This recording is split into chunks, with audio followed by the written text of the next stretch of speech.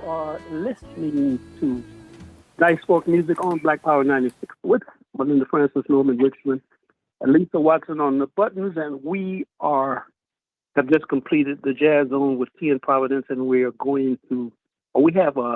Dr. Gerald Horne on the line. Dr. Gerald Horne, a long-time contributor to Black Power 96, a long-time contributor to radio. A lot of radio stations Dr. Horne has been involved in, and a very popular figure in the African and the progressive community.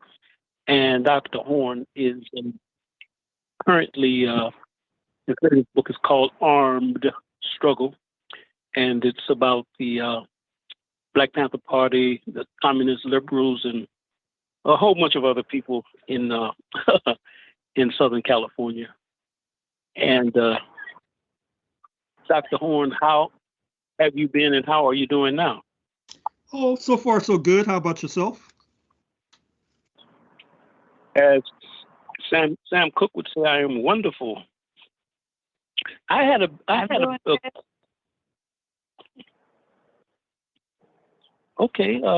question for you, Mr. Horne. I wanted to kick it off with we have just celebrated a birthday of Kwame Ture, who was born Stokely Stanford Churchill Carmichael. His father, I think his father was from Antigua, and his mate, I'm talking about Kwame's mother like I knew her, but she was so much in it, as Kwame talked about her so much, and she's been in so many videos. May Charles Carmichael was born in Panama. I just wanted to get your before we get started, your thoughts on the contribution made by Kwame Ture. Well, first of all, you'll find new material about him in my book, just published, Armed Struggle. Of course, he had roots in both Trinidad and Tobago and the Bronx, New York, an activist with the Student Nonviolence Coordinating Committee, one serving for a brief period of time as a leader of the Black Panther Party, of course, winding up in exile in Guinea-Conakry, a marriage to the South African singer Miriam Makeba. We have been awaiting for some time a long-promised book about him by his former comrade, Bob Brown. In the meantime, of course, there's the book by Peniel Joseph about him. And certainly there is much more to be said about his storied life. I want to say one thing before I'll turn it over to Melinda. There was a moment when Kwame Ture was in conflict with Ron Karinga, Maulana Ron Karinga. And it's my understanding that the Panthers, specifically the Panthers in general, but specifically Raymond Masai Shuit protected Kwame Ture from the US organization. I'll be looking forward to see if you talk about that in your book. As I said, you'll find intriguing new material about him and his times in the aforementioned book. Melinda Francis, want to kick it off? Yeah, I mean, this week is the week that I like to call Colonial Settler Week. Canada Day is tomorrow, and 1776 is July 4th. It certainly is Colonial Settler Week, and we should also think about the interconnections between the two, something we've spent time on this program in recent weeks and months, if not years. Recall that when Canada begins to come together, under the crown, under the British crown, circa 1867. It's in part because it's felt that the United States wants to take over Canada. And it was no secret that the United States wants to take over Canada. That's what the War of 1812 was all about. And of course, Black people in general were hostile to the United States taking over Canada. That's one of the reasons why Britain took advantage of their hostility by making sure that escaping slaves from the United States of America were stationed all along the border, because they knew that they would fight like the Dickens to prevent a U.S. invasion, which makes all the more curious the fact that you have so-called progressive forces in Canada who style themselves as Republicans, that is to say, against the monarchy and against the crown, which I understand in principle, but they really need to come to grips with the reality that Black people wanted no parts of the United States of America. As a matter of fact, I just finished interviewing a scholar who uncovered a long-buried book by a Black American who went into exile in Australia. I'm speaking of John Swanson Jacobs, the book entitled The United States Governed by 600,000 Despots, A True Story of Slavery.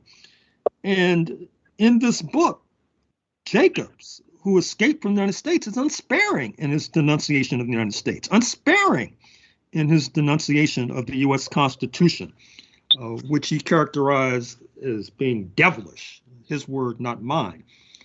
And the scholar who uncovers this book, which he did accidentally a few years ago while doing research in Australian newspapers where it was originally published, also suggests that with a little digging, we'll find other such narratives by Black Americans who fled to Canada, to Australia, to Mexico, to Hawaii, to Britain, all over the world to get away from this diabolical place.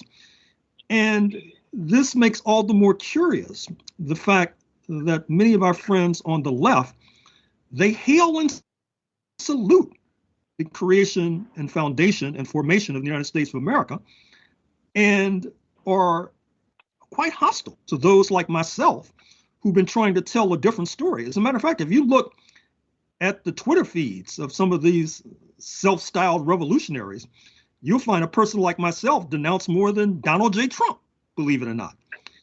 And of course, I've given it back in similar measure. For example, in the book I published a few months ago, a collection of articles, I dare say I refer to these folks as being left-wing white nationalists. And I think that that's an appropriate descriptor. And it also helps to uncover and expose and reveal the fundamental question, which is that folks who consider themselves to be anti-monarchy, small r Republicans, really need to consider whether or not Republicanism was structurally incapable of incorporating Black people, not least because Republicanism, small r, was also connected to the construction of capitalism. And since we know, because of the work of Eric Williams, the founding father of modern Trinidad and Tobago, in his book, Capitalism and Slavery, Yet to be Surpassed, that there was an intimate connection between the construction of slavery, the construction of capitalism. Therefore, it's not surprising that their companion, speaking of republicanism, has had extraordinary difficulty in incorporating Black Americans. And of course, this was exposed just recently. Pew, P-E-W, which is this foundation and think tank, recently surveyed Black Americans and found to their dismay that a majority of Black Americans feel the United States was constructed specifically to oppress them. Pew dismissed this as a, quote, conspiracy theory, unquote, like saying that Elvis Presley is still alive and still in the building. And what's even sadder and more tragic is that it's hard to point to any forces on the left, both the United States and globally, that can talk to Black Americans and explain to them why they perceive that the United States was constructed to denigrate them, to oppress them, to persecute them. And because that is the case, there's little wonder why our ranks, speaking of the ranks of the US left, are so sparse, because we don't really have a handle on the history of the battlefield on which we're struggling, which of course brings us to the presidential debate of this past Thursday, featuring Mr. Biden and Mr. Trump. And what's interesting about the debate, of course, is that Mr. Biden was painfully incoherent and Mr. Trump was cruelly evasive. That is to say, every question that was posed, he turned it into a tirade against immigrants. I think it's fair to say that if he assumes office, which seems likely right now, although that may change, that he will carry through on his promise and pledge to deport approximately 11 million undocumented immigrants, which of course will cause an economic catastrophe, not only for the deported, but for the US economy as a whole. It will not resolve the problems of the Trump base. They'll call for even more harsh medicine, which then will send the United States in a downward spiral, perhaps leading to war and conflict. And then, speaking of the Democrats, many of our friends on the left think they're being oh so wise and oh so sagacious by telling us that we should vote for Mr.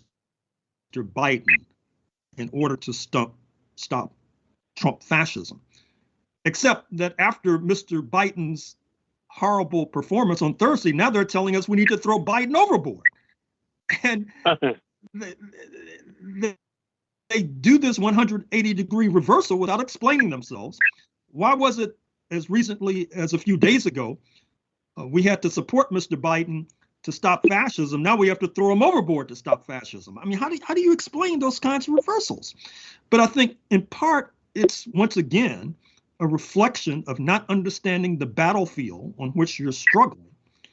Because as we mark Canada Day, July 1, the US anniversary, July 4th, we need to come to the painful conclusion that it's no accident that one party, speaking of the Republicans, are fundamentally the party of neo-fascism, which is in sync with the historic plunder and pillage of Africans, with a return of neo-fascist trends promising more of the same, while the other party, speaking of the Democrats, are the party of imperialism, principally foreign wars, as we see in Ukraine, as we see in Gaza, Palestine, as we may see in the South China Sea, as we saw with Truman and the war in Korea, as we saw with LBJ and the war in Indochina, which is not to say that the Democrats have an absence of no-fascist trends. They certainly do, but given the fact that a good deal of their base is the Black vote, it's difficult for them to execute as effectively as the Republicans on that level. And certainly the Republicans are a party of imperialism, as the example of Republican President Richard Nixon amply suggests with regard to Indochina, or as the party of Ronald Wilson Reagan, another Republican, showed with his obstructionism towards Grenada, towards Nicaragua, his seeking to weaken the entire socialist camp.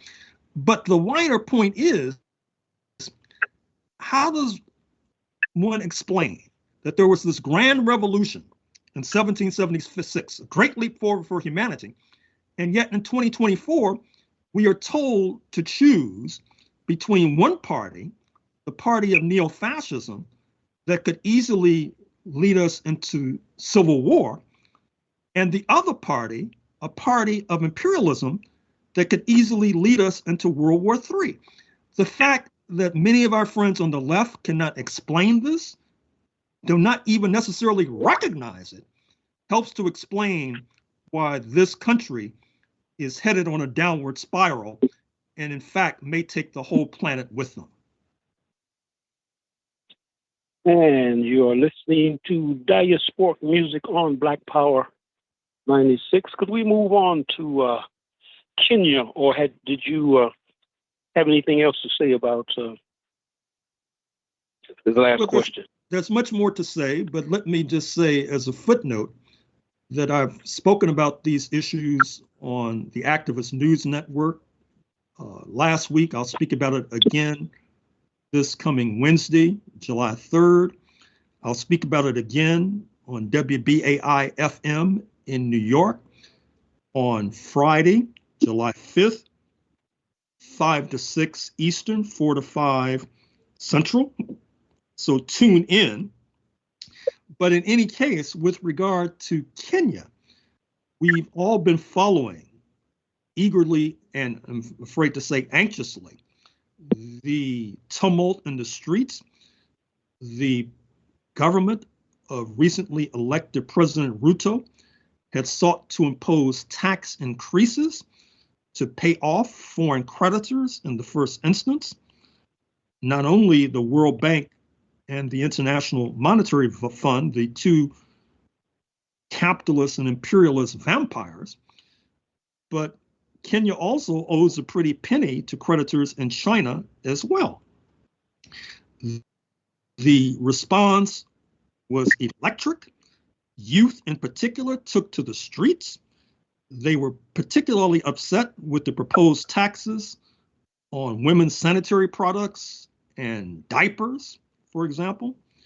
Mr. Ruto was forced to beat a hasty retreat, although still hanging fire is the question of payments to foreign creditors.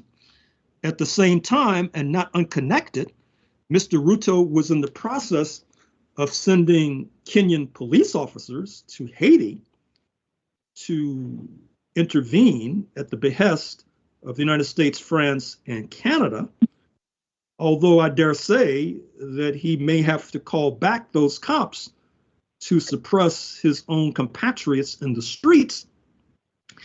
This dispatching of cops to Haiti is part of Kenya's role as being the deputy sheriff for U.S. imperialism. We had thought it was limited to the sub-region, to Sudan and South Sudan, to Eritrea, to Ethiopia, to Somalia. But obviously, Mr. Ruto is more ambitious.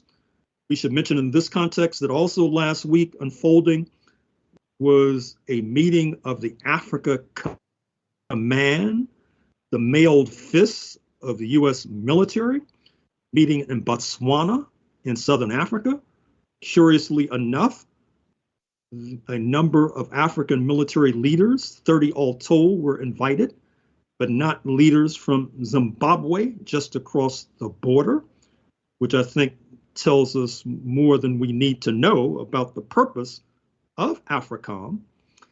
And interestingly enough, as we speak, the top leaders of the U.S. military were all of African descent. The leader of AFRICOM, Michael Langley, the head of the overall U.S. military, the Joint Chiefs of Staff, C.Q. Brown, and of course, Pentagon Chief Lloyd Austin.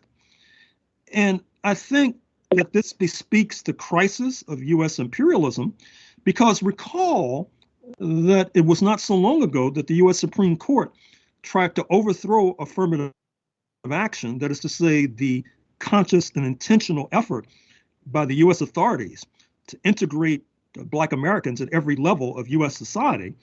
But alas, they carved out an exception for affirmative action for the military. You can still pursue affirmative action in the military, but just nowhere else. And I think that that reflects the fact that the United States is having trouble filling the ranks of the U.S. military. And I should mention in a footnote that Europe is having the same problem.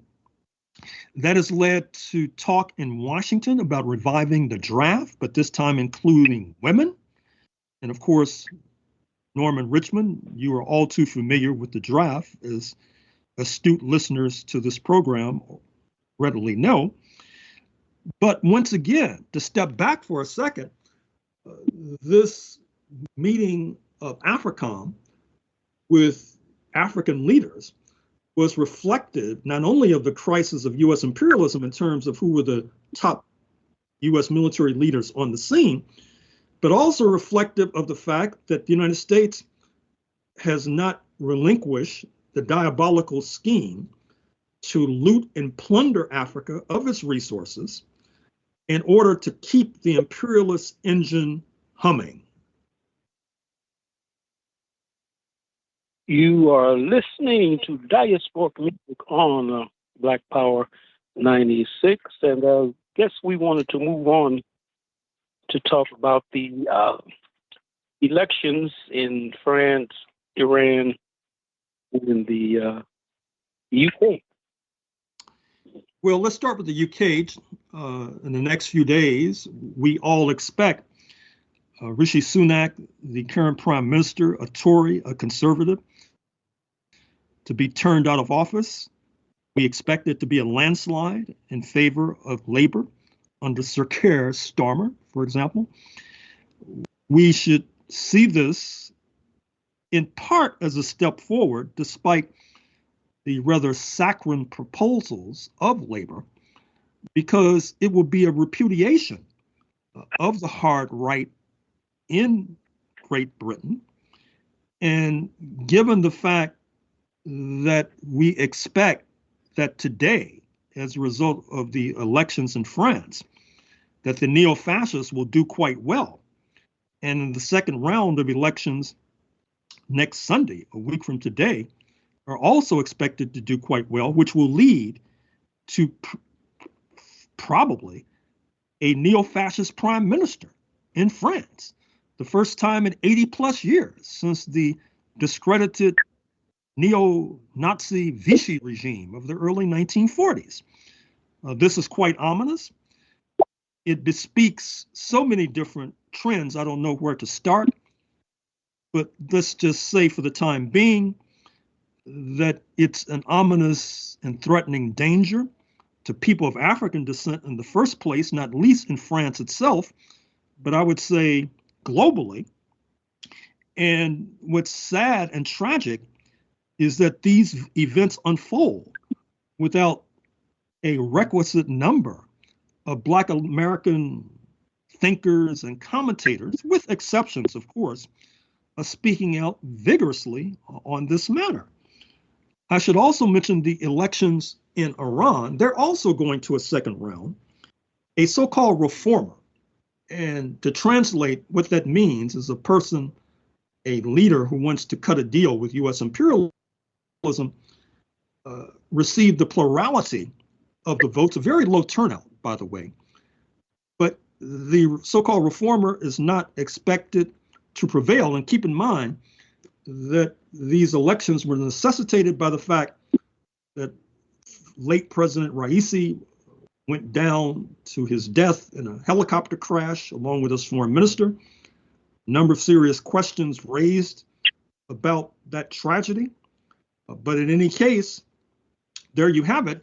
And top on the agenda of the incoming Iranian leader will be whether or not to go into confrontation with, or I should say, accept the tossed down gauntlet of confrontation from Israel, which is bidding fair to widen the conflict in its neighborhood by attacking Hezbollah in southern Lebanon, with Hezbollah being backed by Iran. Once again, the party of imperialism, speaking of the Democrats, have armed the Israelis to a fare thee well, and I choose that term, a fare thee well, intentionally and consciously. And once again, it could easily tip this small planet into a catastrophe from which there will be no escape. You are listening to Dr. Gerald Horne, the author of Many, many books, latest being Armed Struggle, question mark, about the Black Panthers, communists, and other forces in Los Angeles and Southern California. You have another question, Melinda? I don't know if you finished like the Lebanon and Israel situation. Well, sure, there's much more to be said.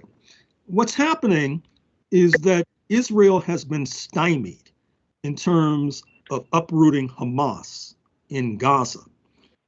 And as I've said more than once, they operate on the discredited principle of late Pentagon Chief Donald Rumsfeld, which is if you have a problem, the way to deal with that problem is to enlarge it. That is to say, that counterintuitive notion bespeaks the fact that enlarging a problem introduces a new dynamic.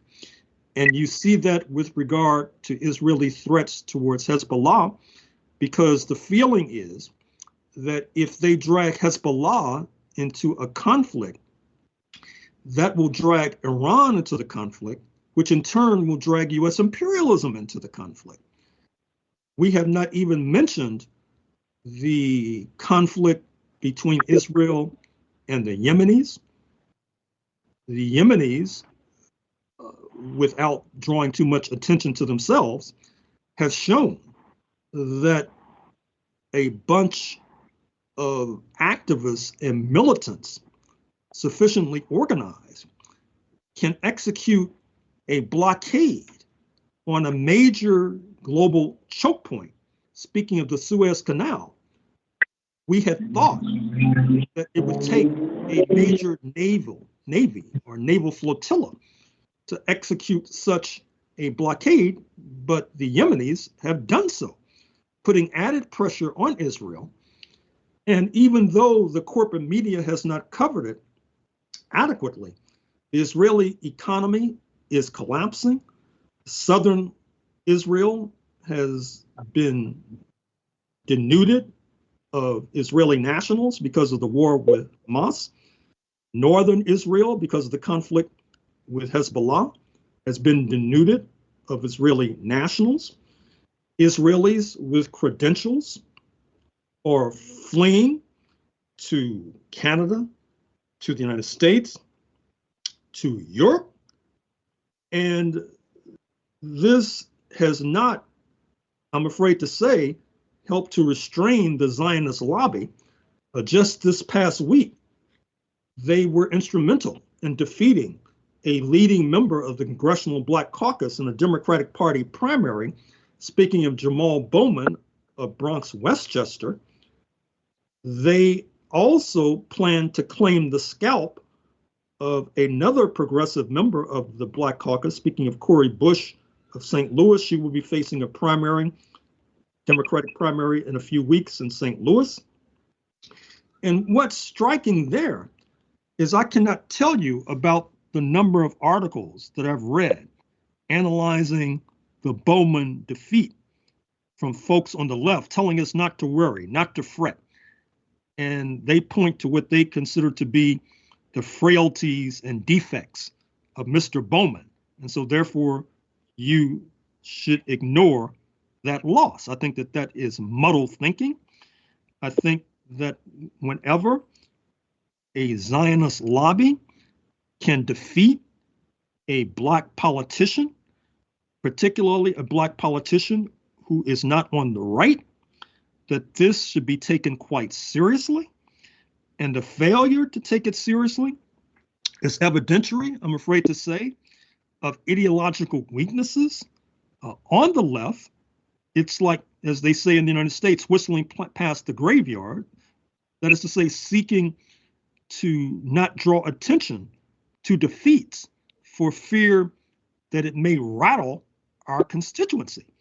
Well, maybe our constituency needs to be rattled because as we once again mark Canada Day, July 1, 2024, and the anniversary of the Declaration of Independence, July 4th, we need to have serious and deep and profound reflections on how we reach this perilous point, as opposed to seeking to downplay the peril which we all face. You are listening to Diasporic Music on Black Power 96, and we only have a few minutes left. Is there anything you would like to add, sir? Well, let me just say that with regard to this book, Armed Struggle, I think that your audience will find plenty of ammunition and material for understanding how we got to this point, because one of the sub-themes of this book is that the Panthers in particular felt that they could not rely upon the multiracial US working class, which is why they tended to construct these theories about relying upon the lumpen. That is to say, amongst others, drug dealers, pimps, etc., as the motive force for the revolution they were trying to engineer. I suggest, based upon previous books that I've written, that this reluctance to rely upon the working class was grounded upon this notion, although they did not articulate it this way, that settler colonialism inherently involves class collaboration. Class collaboration meaning that instead of class struggle, the working class seeks to collaborate with the ruling class, and in the case of settler colonialism, collaborate with them in uprooting the indigenous. We see class collaborationism and settler colonialism rearing its ugly head in the recent elections in South Africa, where the party of the settlers came in second, based fundamentally, almost exclusively on votes from settlers. We see settler colonialism working its ugly magic in historic Palestine. And we also see settler colonialism working its ugly magic today in the United States of America, where once again, because of various misinterpretations and miscues and fundamental misunderstandings of historical trajectories, we may be on the verge of putting a neo-fascist in the Oval Office with consequences too ghastly and too ghoulish to contemplate. Is that it, my comrade? Well, since we're at 2:59 Central, I would dare say that that is it. I know I was getting ready to say that. Yeah, I don't really want to leave on. Well, that's realistic. I'm not going to say it. That's definitely not gloom and doom. I think you're on point. I'm afraid so. Thank you. We're looking forward to. I guess we'll see everybody in the whirlwind next week. Good luck.